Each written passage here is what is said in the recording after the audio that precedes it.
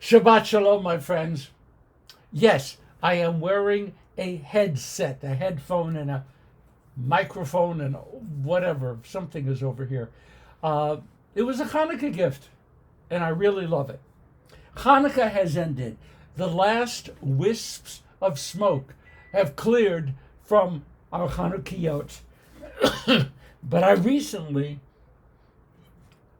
came across the following on a Chabad website. It's a meditation on light, and I'd like to share it with you.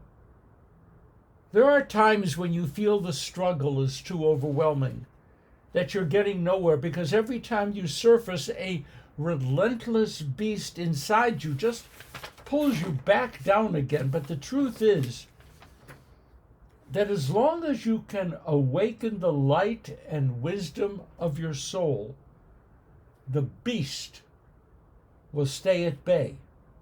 That is simply the nature of things. Just as with physical light, it takes only a small amount of light to push away much darkness. So with the wisdom of the soul, so long as you keep it shining, the stubborn idiocy of that inner beast will leave you alone. Schneur Zalman. I have to tell you that I like the end of that. The stubborn idiocy of that inner beast will leave you alone. We pray that the beast of terrorism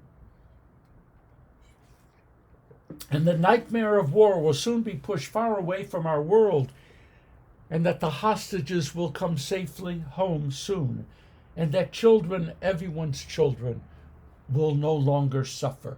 Okay, we are rushing toward the climax of the Joseph cycle. Our Sedra is MIKETZ, Genesis 41:1 to 44:17.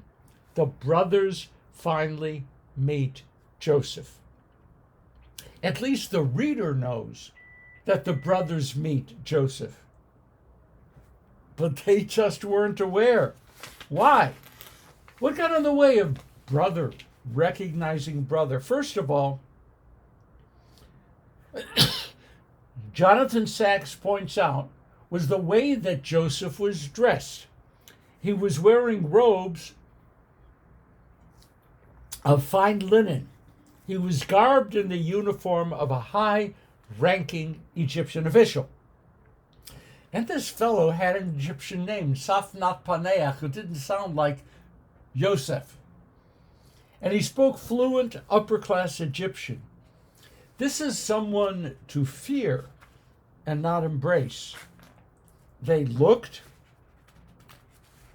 they listened, and they made the reasonable determination that they had nothing in common with this nobleman who apparently controlled their fate.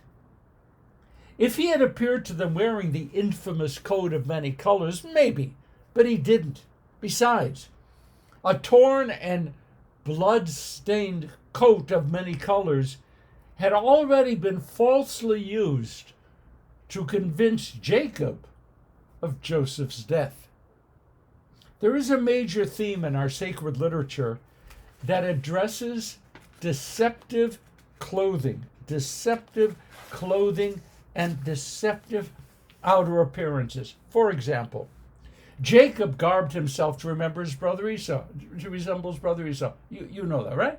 So as to confuse their father, an old blind man. Much later on in the Bible, David, later to become King David, was scorned by the prophet Samuel. Why? Because David was not a person of physical stature. Saul really looked the part of a king. David decidedly did not. Remember the old adage, seeing is believing? I tried to track down its origins, maybe in the Bible, maybe in Chaucer, maybe somewhere. Nope, not there, not anywhere. It's just a popular adage. Where it came from, no one seems to know. The Cambridge English Dictionary notes said to mean that if you see something yourself, you will believe it to exist or to be true. despite the fact that it is extremely unusual or unexpected, close quote. Proclaiming seeing is believing charlatans of all sorts and stripes, including carnival magicians and including many politicians, thrive because the masses believe that if they see something, then what they see is necessarily true. No further thought is needed. I met a gentleman a few weeks ago. He was dressed simply. Frankly, he wasn't particularly attractive. I might very well have walked right past him. But a situation arose in which we ended up having an extended conversation. He was bright, a deeply committed Jew, a loving parent and husband, and a supporter of synagogues. But to me, first glance, he didn't look like any of that. I first believed what I saw, and I was wrong. The way that Joseph's brothers thought that what they saw before them was real, they were wrong too. Sachs reminds us how little we know of the physical appearances of key biblical figures. Folks, how tall was Moses? What color was Aaron's hair? We just don't know. And frankly, it doesn't matter within the biblical narrative. Now, we live in a very complex, very overcrowded world. We use shortcuts to help us quickly evaluate someone whom we are seeing for the very first time. Is their voice pleasant? Are they clean? Check the fingernails. When they smile, does the smile feel honest? And by the way, if their name reminds us of someone from our youth whom we never liked, then that relationship is doomed from the very start. Time for a true confession. What follows doesn't make me proud. It just is what it is. Very frequently, I have been known to make a rapid evaluation of another by virtue of the firmness of their handshake. Any of you do that? I kind of equate a less than firm handshake with someone who has a less than firm character. Now that is absolute nonsense, and I know it. I know it, but I can't fully discard my feelings when I'm shaking hands with a person for the very first time. It is a miserable way to judge people. So, seeing is not believing. The shortcuts to evaluating someone that we use daily are woefully inadequate, and they're often false, and they're often misleading. Yes, oh yes, I understand. They're convenient, but they just don't work. Clothing betrays. Titles confuse. The cars people drive signify very little that is true and very little that is significant. Family ties prove little. Now, Reese is going to have trouble with this, but Boston accents don't necessarily signify high culture, nor are accents from the Deep South a reliable indication of a person's education and political sophistication. Elegant manners may be necessary, but they certainly aren't significant. Buber, Levinas, and others place a high emphasis on truly meeting someone.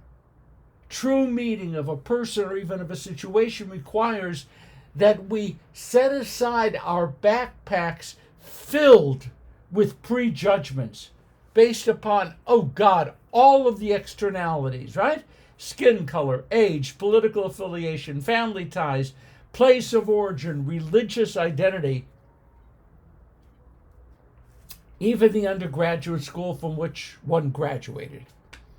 True meaning is much more than instantly liking or instantly disliking what you see.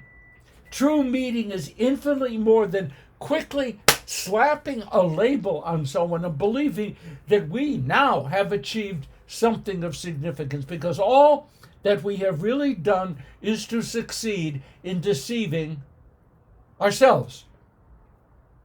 The political season begins now. Candidates are vying for our support. Are we ready to set aside seeing is believing? Our country is being torn apart by rising anti-Semitism. Can we do more than embrace the perspective of someone who seems such a nice person? Are we ready to hold off on judgment until we have a reasonable opportunity to really meet the other? Joseph's brothers were blinded by circumstances. We need to do better. Excuse me. Shabbat Shalom. See you next week.